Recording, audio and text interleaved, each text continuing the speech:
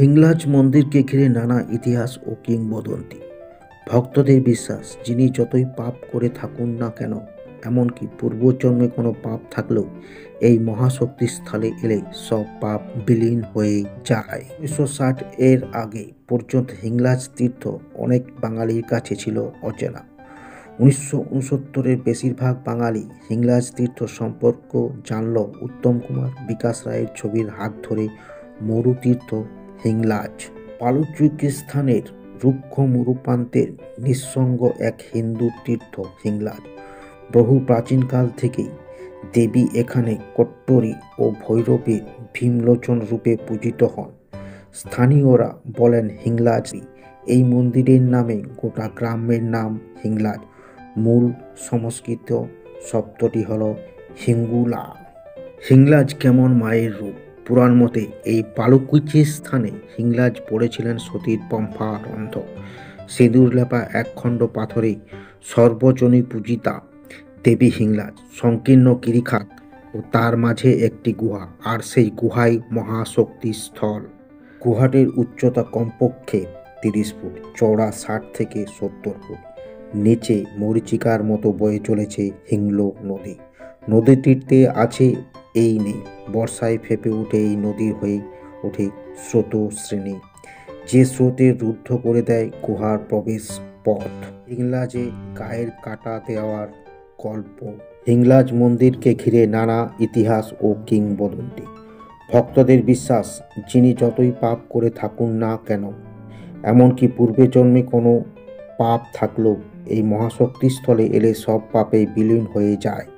হিংলাজের পড়তে পড়তে জড়িয়ে এমন নানা লোকগাথা। মন্দিরের কাছে আছে একটি কুণ্ড, আর সেই কুণ্ডকে ঘিরে রয়েছে নানা বিশ্বাস। বলা হয় কুণ্ডের মধ্যে অবিরাম ফুটতে থাকা কাদা ও মাটি সেই ফুটন্ত কুণ্ডের কাছে এসে অন্তর থেকে নিজের পাপের কথা বললে নাকি দেবী মাপ করে দেন, মুছে যায় গ্লানি, ঘটে পাপ মুক্ত। কথিত আছে রাবণ যেহেতু ব্রাহ্মণ ছিলেন, তাই রাবণ বধের পর এই হিংলাজে এসে দীর্ঘদিন ধরে তপস্যা করে পাপ স্খলন করেছিলেন স্বয়ং রামচন্দ্র। এতটাই মাহাত্ম্য হিংলাজের।